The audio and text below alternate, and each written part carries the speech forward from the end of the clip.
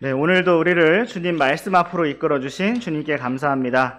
우리가 함께 찬양을 부른 것처럼 주님 앞에 설 그날을 바라면서 오늘도 힘차게 전진하기를 원합니다. 오늘도 요약 프린트 자료를 함께 참조해 주시기 바랍니다. 우리 잠시 기도하고 시작하겠습니다. 사랑과 은혜가 풍성하신 하나님 아버지, 오늘도 우리에게 귀하고 복된 하루를 허락하여 주시고 이렇게 주님 말씀 앞으로 나아올 수 있도록 이끌어 주셔서 감사합니다. 이 시간 우리의 마음을 성령님으로 충만케 하여 주시고 참으로 새롭게 하여 주셔서 주님만 또렷하게 온전하게 바라볼 수 있도록 이끌어 주시기를 원합니다. 오늘 하루의 모든 일정을 시작하는 시간입니다. 오후 경배까지 마치는 모든 시간까지 주님 주관하시고 이끌어 주시기를 원합니다. 이 시간을 강하신 주님의 손에 온전히 맡겨드리며 살아계신 우리 주 예수 그리스도의 이름으로 기도드렸습니다. 아멘. 네, 우리는 지난 시간 마태복음 1장 말씀에 나타난 메시아 계보를 살펴보기 시작하면서 하나님의 섭리에 대해 살펴보았습니다. 하나님의 섭리는 인간의 모든 역사와 불완전함과 진노까지도 다 사용하셔서 하나님 자신의 뜻을 이루시고 모든 것을 합력하여 선을 이루시는 하나님의 손길입니다. 우리는 하나님의 섭리 가운데 그분의 인도하심과 주관하심 가운데 있기 때문에 아무것도 두려워할 필요가 없다는 사실을 살펴보았습니다. 또한 우리는 하나님의 섭리와 함께 운명론에 대해 살펴보았습니다. 운명론은 모든 것이 정해진 대로 이루어질 뿐이라는 너무나 수동적이고 무기력하며 책임 회피적인 하나님께 모든 책임을 전가시키려는 비성경적인 사상이라는 사실을 보았습니다. 오히려 우리는 자유의지를 가지고 적극적인 믿음의 길을 걸어야 하는데 그것은 바로 모세가 파라오의 딸의 아들이라 불리는 것을 거절하고 하나님의 백성과 함께 고난받기를 선택하였던 것처럼 거절하고 선택하는 길입니다. 우리에게 주어진 상황 속에서 모든 일에서 마음을 다하여 죽게 하듯 최선을 다하고 그 나머지 모든 결과를 평강 가운데 하나님께 맡기는 것이 곧 믿음입니다. 참으로 우리가 오늘도 이러한 힘찬 믿음 가운데 주님을 바라보고 따라가기를 원합니다. 이제 우리 함께 마태복음 1장 1절과 2절 말씀부터 보시겠습니다. 마태복음 1장 1절과 2절 말씀 우리 한 구절씩 번갈아서 읽으시겠습니다. 아브라함의 자손이시요 다윗의 자손이신 예수 그리스도의 세대에 대한 책이라. 아브라함은 이삭을 낳고 이삭은 야곱을 낳고 야곱은 유다와 그의 형제들을 낳고. 네, 우리는 지난 시간 아브라함은 이삭을 낳고 라고 기록된 이 짧은 말씀이 어떻게 하나님의 섭리 가운데서 이루어졌는지 그 과정을 살펴보았습니다. 오늘도 계속 이어서 그 이후의 계보가 어떻게 하나님의 섭리 가운데서 이루어졌는지를 살펴보도록 하겠습니다. 이삭이 야곱을 낳은 과정도 그리 쉽지는 않았습니다. 먼저 이삭은 나이가 40세가 되기까지 결혼을 하지 못하다가 아버지 아브라함이 고향 땅인 메소포타미아로 자신의 청지기인 엘리에셀을 보내어 그의 친족 중에서 아내를 데리고 와준 뒤에야 겨우 결혼을 할 수가 있었습니다. 그리고 결혼을 한 뒤에도 한동안 아이를 낳지 못해 주님께 간구하는 시간을 가져야 했고 쌍둥이였던 에서와 야곱을 낳은 이후에도 여러 가지 갈등과 위험한 상황을 겪게 되었습니다. 우리 함께 창세기 25장 말씀으로 가보시겠습니다. 우리 한 구절씩 번갈아서 읽으시겠습니다. 창세기 25장 19절부터 23절까지 말씀입니다. 아브라함의 아들 이삭의 세대들은 이러하니라. 아브라함은 이삭을 낳았고 이삭은 40세에 리브가를 아내로 취하였는데 그녀는 바단 아람의 시리아 사람 부두엘의 딸이요 시리아 사람 라반의 누이더라.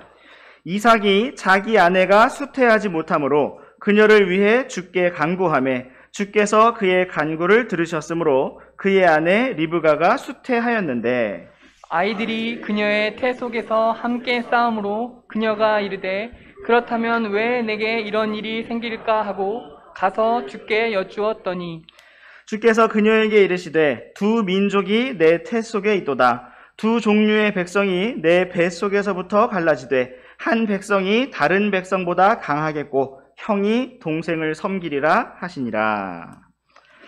네, 우리는 지난 시간 이삭이 주 예수님의 죽으심과 부활하심을 모형으로 보여준 인물이었다는 사실을 살펴보았습니다. 아브라함은 사랑하는 독자를 하나님께 내어드림으로써 독생자 주 예수님을 이 땅에 화해 헌물로 보내주신 아버지 하나님의 마음이 어떠하였는지를 생생하게 보여준 사람이 되었고, 이삭은 아버지께 온전하게 순종함으로써 주 예수님께서 어떻게 우리를 위해 십자가에까지 순종하셨고 또 부활하셨는지를 보여준 사람이 되었습니다. 이삭의 삶에서 우리는 또 한 가지 예수님의 모형과 그림자를 발견할 수가 있는데, 그것은 바로 그가 리브가와 결혼을 하게 된 장면입니다. 리브가는 이삭을 직접 만나본 적이 단 한 번도 없었지만 엘리에셀의 이야기를 듣고 그 청지기를 따라가서 이삭과 결혼하게 되었습니다. 이것은 오늘날 주 예수님의 얼굴을 보지 못한 우리 성도들이 복음을 듣고 믿어 그분을 사랑하며 이 땅에서 성령님과 함께 동행을 하다가 마침내 주 예수님 앞에 가서 어린 양의 혼인잔치로 들어가게 될 교회로서의 모습을 보여주고 있습니다.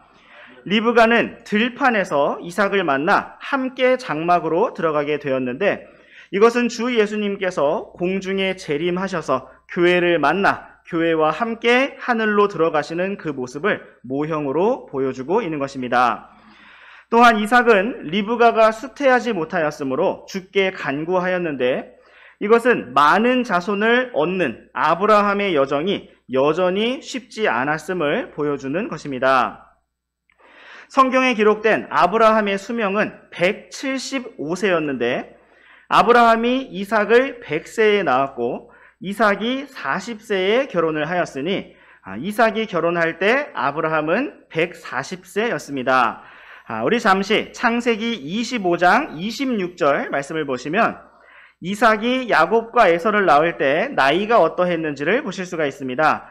우리 함께 창세기 25장 26절 말씀 읽어보시겠습니다. 시작. 그 뒤에 나온 그의 동생은 자기 손으로 에서의 발꿈치를 잡았으므로 그들이 그의 이름을 야곱이라 하였는데 그녀가 그들을 낳을 때 이삭은 60세더라. 네, 이 말씀과 같이 이삭이 아이를 낳기 위해 기도했던 기간은 그리 짧지 않은 20년이었습니다. 또한 에서와 야곱이 태어난 때에 이삭의 나이는 60세였습니다. 그리고 이때 아브라함의 나이는 160세였습니다.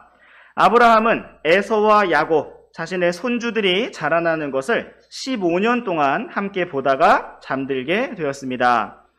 하나님께서는 구약 성경에서 계속해서 첫 번째가 아닌 두 번째를 선택해 오셨는데, 그 이유는 그러한 순서가 바로 구약과 신약의 예표가 되기 때문입니다. 가장 먼저는 가인이 아닌 아벨이었고, 다음으로 이스마엘이 아닌 이삭이었으며, 에서가 아닌 야곱이었고, 이후에는 므낫세가 아닌 에브라임이었고, 다음으로 사울 왕이 아닌 다윗 왕이었습니다.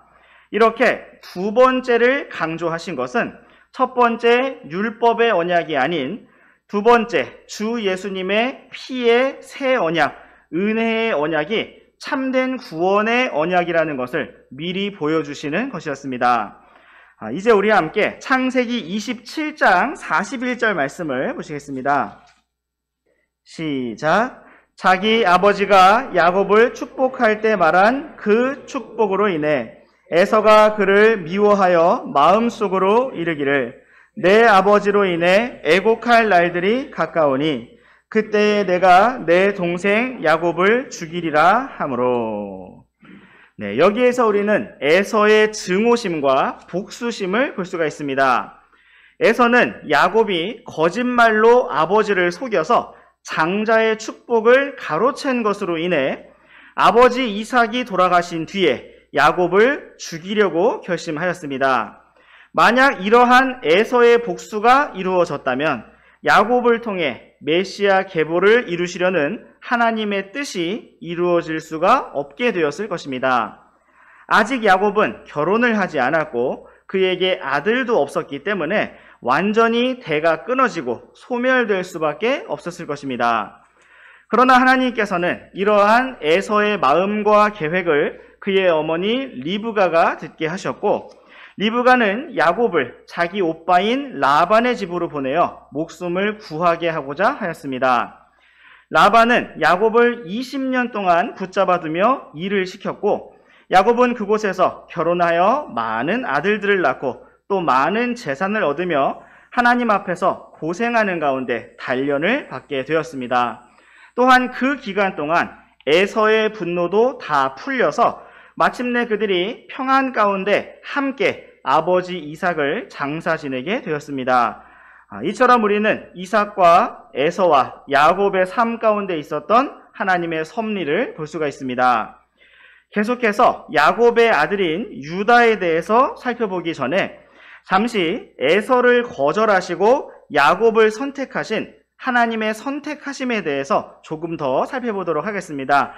우리 함께 로마서 9장 말씀으로 가보시겠습니다. 로마서 9장 10절부터 13절까지 말씀입니다. 이뿐만 아니라 리브가도 한 사람 곧 우리 조상 이삭으로 말미암아 수태하였는데 이 아직 태어나지도 아니하고 무슨 선이나 악을 행하지도 아니하였을 때에 선택에 따른 하나님의 목적이 행위로 말미암아 서지 않고 부르시는 분으로 말미암아 서게 하시려고 그분께서 그녀에게 이르시되 형이 동생을 섬기리라 하셨나니 이것은 기록된 바 야곱은 내가 사랑하였으나 에서는 미워하였느니라 함과 같으니라. 네, 이 말씀을 볼 때마다 생각나는 한 학생의 묵상글이 있는데 그 학생은 좋은 형을 가졌지만 늘 형에게 이기고 싶어하는 학생이었습니다. 지금은 벌써 대학생이 되었지만 아직 초등학생일 때 그 학생은 12절 말씀 형이 동생을 섬기리라 라는 말씀을 묵상 구절로 선택하고 정말 이렇게 되었으면 좋겠다라고 묵상글을 기록하였습니다. 11절 말씀을 다시 보시면 에서나 야곱이 아직 태어나지도 않았고 아직 무슨 선이나 악을 행하지도 않았는데 오직 하나님께서 자신의 목적 가운데서 무조건적으로 부르시고 선택하셨다는 말씀을 기록하고 있습니다. 그리고 12절 말씀처럼 형이 동생을 섬길 것이라고 말씀하셨고 13절 말씀처럼 야곱은 사랑하시고 에서는 미워하셨다고 말씀하고 있습니다. 극단적 칼빈주의, 운명론자들은 바로 이러한 말씀을 근거로 하나님께서 이미 영원 전부터 구원받아 천국에 들어갈 사람들과 지옥에 떨어질 사람들을 이미 다 정해놓으셨다고 말합니다.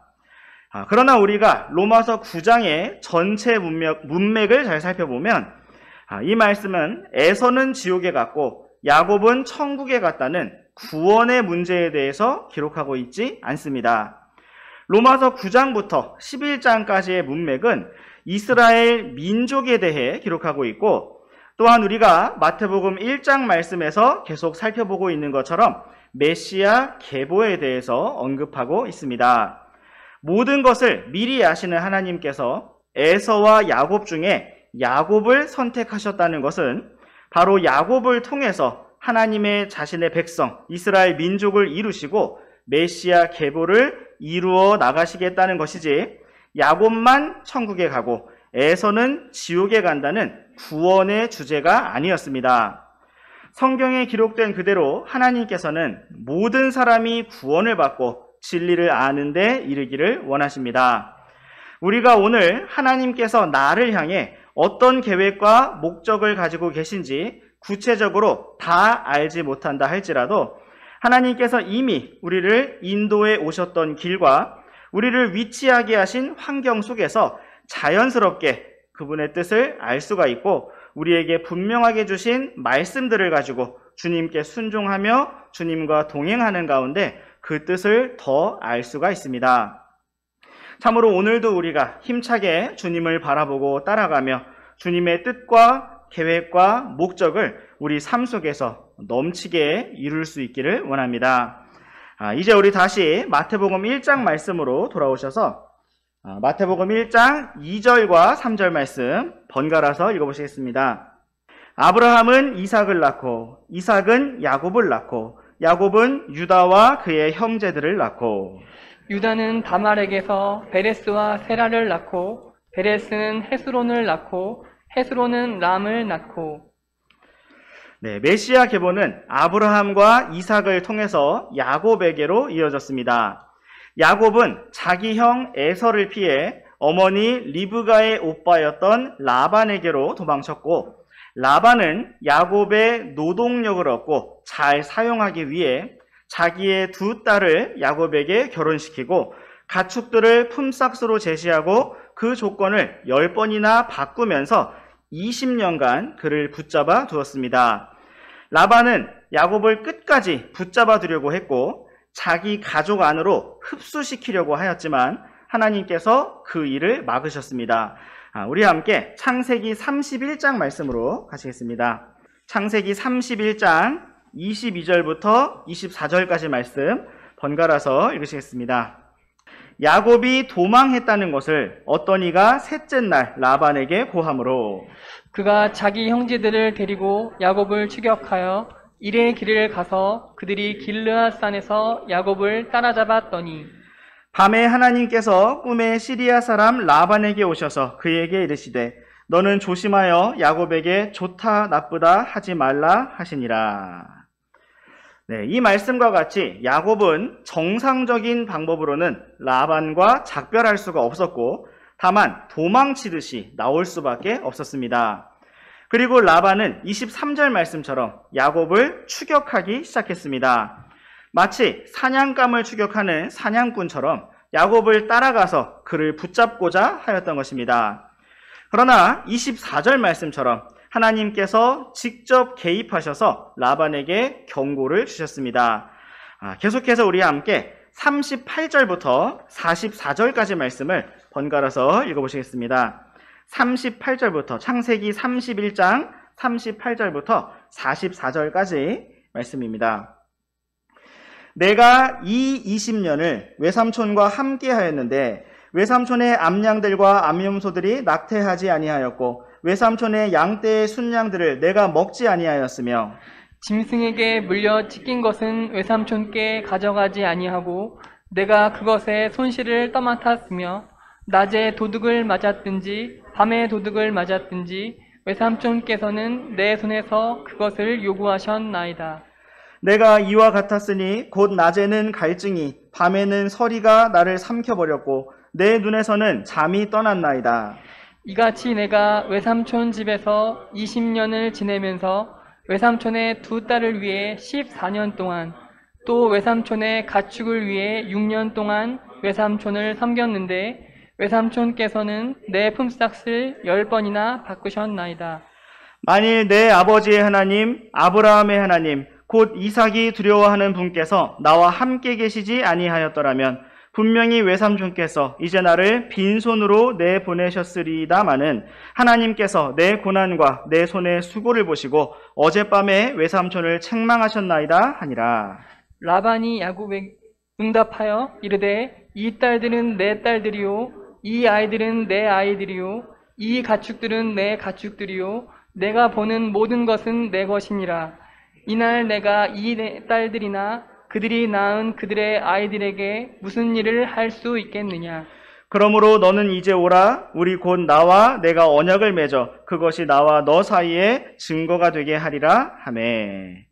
네, 우리는 이 말씀에서 지난 20년 동안 야곱이 많은 고생을 했다는 것을 볼 수가 있습니다. 그의 삶은 낮에는 갈증으로 밤에는 서리로 더웠다가 추웠다가 하는 참으로 힘겨운 날씨 속에서 잠도 편안히 잘 수 없는 피곤함과 고단함으로 가득하였습니다. 라반은 자신이 더 많은 재산을 얻기 위해서 야곱에게 약속했던 품삯을 10번이나 바꾸었고 야곱의 마음은 언제나 편치 않았습니다. 43절 말씀에서는 라반이 야곱의 가족들, 야곱의 재산을 어떻게 바라보고 있었는지 그 관점을 보여주고 있는데, 라반은 그 모든 것을 내 것이요, 바로 자기 것이라고 생각하고 있었습니다. 그러므로 그는 야곱에게서 무엇인가를 빼앗아 갈지라도 그것은 전혀 남의 것을 빼앗아 가는 것이 아니었고 원래 자기의 것을 가져가는 것이라고 여기고 있었다는 것입니다. 야곱의 고백처럼 하나님께서 그와 함께 계시지 않았더라면 라반은 야곱에게서 정말 모든 것을 다 빼앗았을 것입니다. 그렇게 되었더라면 야곱은 자식들까지 다 빼앗긴 채 메시아 계보를 계속해서 이어나갈 수가 없었을 것입니다. 이후에도 야곱의 삶은 위기의 연속이었는데 형 에서를 다시 만날 때 그러했고, 시므온과 레위가 칼을 들고 하몰의 집안과 세겜 사람들을 다 죽일 때에도 그러했습니다. 요셉이 죽은 줄만 알았을 때에도 그러했고, 온 땅에 기근이 들었을 때, 또 이집트에서 시므온이 붙잡혔을 때, 또 베냐민까지 보내야 하는 상황이 되었을 때 그러했습니다. 그러나 하나님께서는 그 모든 순간에도 모든 상황을 주관하고 계셨고 야곱을 사랑하고 붙드셨으며 언제나 그와 함께 하셨습니다. 이 모든 야곱의 여정을 마태복음에서는 야곱은 유다와 그의 형제들을 낳고 라는 매우 짧은 말씀으로 요약해 놓고 있습니다. 아브라함과 이삭과 야곱의 하나님께서 그들의 삶 속에서 늘 함께 하시고 위기 때마다 개입하셨던 것처럼 영원토록 동일하신 하나님께서는 우리들의 삶 속에서도 그렇게 은혜와 긍휼과 섭리로 함께하고 계십니다. 오늘도 우리가 이러한 살아계신 하나님을 생생하게 경험하고 더 깊이 알아가기를 원합니다. 이제 우리 함께 프린트의 1번 박스에서 괄호 5번 항목에 성경 구절을 기록해 드린 것처럼 마태복음 1장 3절 말씀 우리가 함께 읽었던 것처럼 유다는 다말에게서 베레스와 세라를 낳고 라고 된 부분을 보시겠습니다. 베레스와 세라는 유다와 다말 사이에서 태어난 쌍둥이 형제였고 베레스가 먼저 나온 형이었습니다. 메시아 계보는 처음부터 꼭 첫째 아들을 통해서 이어지지는 않았습니다.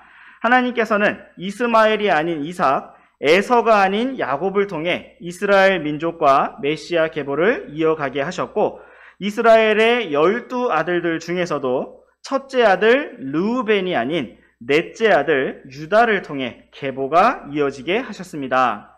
왜 유다가 선택되었는지는 성경에 정확한 문장으로 표현된 곳이 없지만 먼저 요셉의 생명을 구해내기 위해서 차라리 그를 노예로 팔자고 제안했던 일, 그리고 모든 사람들 앞에서 공개적으로 자신이 다말에게 잘못했음을 인정했던 일, 그리고 이집트에서의 마지막 순간에 자기 아버지를 위해서 그리고 막내 동생 베냐민을 위해서 자신을 종으로 내어주었던 선택, 이러한 일들 때문일 것이라고 여겨집니다.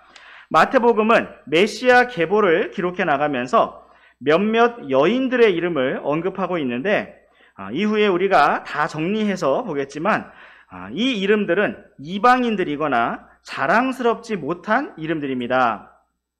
어찌 보면 왜 굳이 이 이름들을 언급했을까 하는 의문이 들 만한 이름들인데 하나님께서는 마태를 통해 굳이 그 이름들을 기록하게 하셨습니다. 그 첫 번째 여인의 이름이 바로 마태복음 1장 3절 말씀에 등장한 다말입니다. 본래 유다와 다말은 시아버지와 며느리였습니다. 유다는 수아라고 하는 여인과 결혼하여 세 아들을 낳았습니다. 그리고 유다는 먼저 엘이라고 하는 자신의 첫째 아들을 다말이라는 여인과 결혼시켰는데 첫째 아들 엘은 자식이 없이 죽고 말았습니다. 그리고 유다는 당시의 관습에 따라 둘째 아들 오난을 다시 다말과 결혼시켰는데 둘째 아들 오난 역시 자식이 없이 죽고 말았습니다. 유다는 두 아들이 죽게 된 이후에 다말이라는 자기 며느리에게 무엇인가 문제가 있다고 여겨서 셋째 아들인 셀라를 다시 결혼시키고 싶지가 않았습니다. 셀라가 아직 어렸기 때문이기도 하였고, 만약 셀라까지 죽게 된다면 자기에게는 더 이상 자식이 남지 않기 때문이었습니다. 시간이 흘러 유다의 아내 수아가 죽게 되었고, 셀라도 어느새 장성하게 되었습니다. 다말은 셀라와 결혼하여 아들을 낳고 대를 이어가는 어머니가 되기를 원했습니다. 우리나라에도 과거에 아들을 낳지 못하는 여인이 천대를 받았던 것처럼 구약시대에도 그러한 분위기가 만연하였습니다. 에덴 동산에서 하나님께서 직접 말씀하신 여자의 씨에 대한 약속으로 인해서 고대의 여인들은 더더욱 자신이 그러한 여자의 씨를 낳는 위대한 어머니가 되기를 사모하였습니다. 그러한 사회적인 분위기와 함께 야곱의 아내 레아와 라헬도 경쟁하듯이 아들을 낳으려고 하였고, 또 이후에 사무엘의 어머니 한나도 아들을 주시면 주님께 드리겠다고 그렇게 간절하게 아들을 주시라고 기도하였습니다. 다말은 셀라가 장성하여 결혼할 수 있는 나이가 되었는데도 자기 시아버지 유다가 아무런 움직임도 보이지 않자 스스로 움직이기 시작했습니다. 자기가 직접 변장을 한 채 유다를 유혹하여 가문의 대를 이어야겠다고 생각했던 것입니다. 우리 함께 창세기 38장 말씀으로 가시겠습니다. 창세기 38장 24절에서 26절까지 말씀 번갈아서 읽어보시겠습니다. 석 달쯤 뒤에 어떤 이가 유다에게 고하여 이르되 내 며느리 다말이 창녀짓을 행하였고 또한 보라 그녀가 행음하여 아이를 배었느니라 하니 유다가 이르되 그녀를 끌어내어 불태우라 하매 그녀가 끌려서 나갈 때에 자기 시아버지에게 사람을 보내어 이르되 이 물건들의 인자로 말미암아 내가 아이를 배었나이다 하고 또 이르기를 원하건대 이 도장과 팔찌들과 지팡이가 누구의 것인지 식별해 주소서 하니 유다가 그것들을 알아보고 이르되 그녀가 나보다 더 의로웠도다. 이는 내가 그녀를 내 아들 셀라에게 주지 아니하였기 때문이라 하고 그 뒤로는 그녀를 다시 알지 아니하였더라. 다말은 너무나 이상하고 또 잘못된 방법이었지만 결국 자신이 시집을 왔던 유다 가문의 대를 이은 여인이 되었습니다. 유다는 자신이 맡겨놓았던 도장과 팔찌들과 또 지팡이를 외면한 채 다말을 죽이라고 할 수도 있었겠지만 사람들 앞에서 공개적으로 자신의 잘못을 인정하였습니다.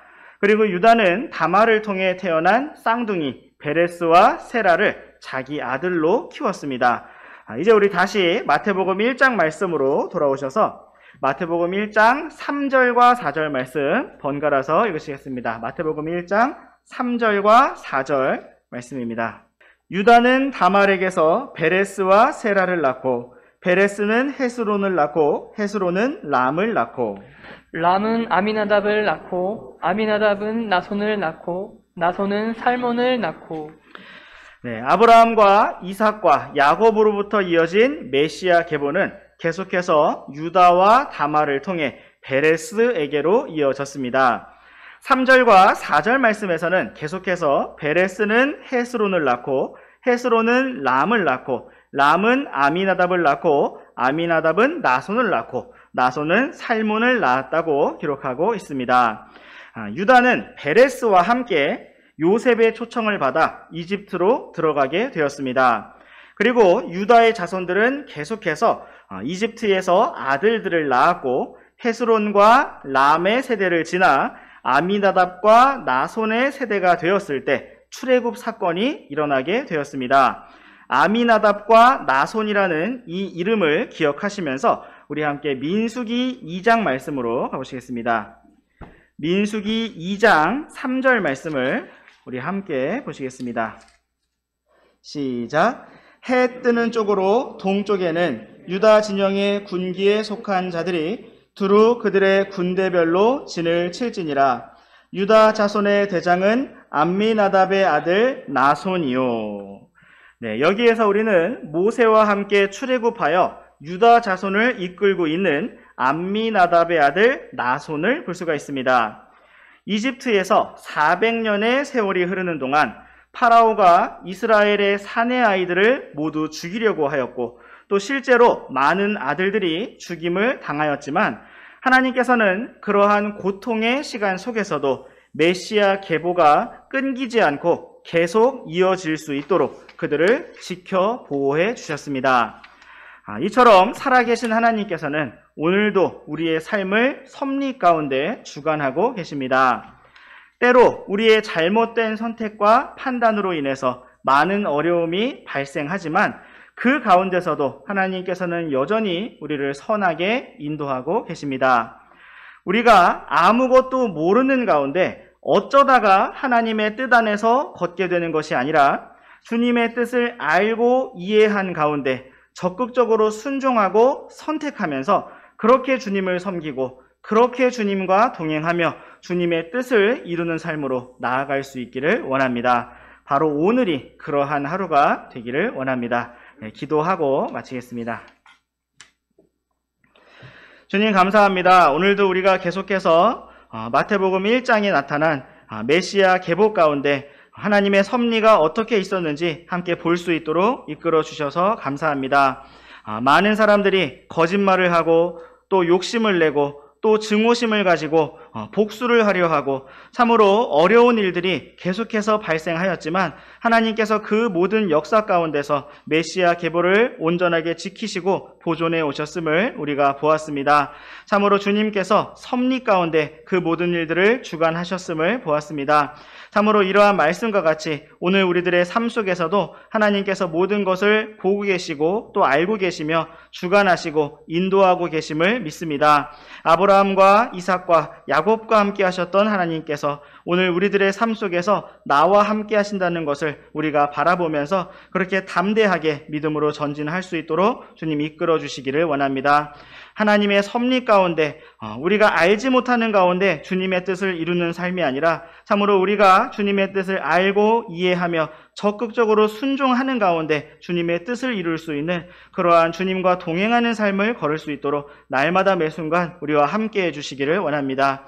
이제 우리가 다시 오전 예배 시간으로 모일 터인데 참으로 우리가 처음 찬양을 부르기 시작하는 그 시간부터 주님 은혜가 가득하게 하여 주시고 또 주님의 말씀이 선포될 때 생명의 말씀을 참으로 우리가 잘 받아서 먹고 또 힘을 내며 다시 힘차게 일어날 수 있는 참으로 살아있는 예배 시간 될 수 있도록 주관해 주시기를 원합니다. 모든 것 주님께 감사드리며 우리 주 예수 그리스도의 이름으로 기도드렸습니다.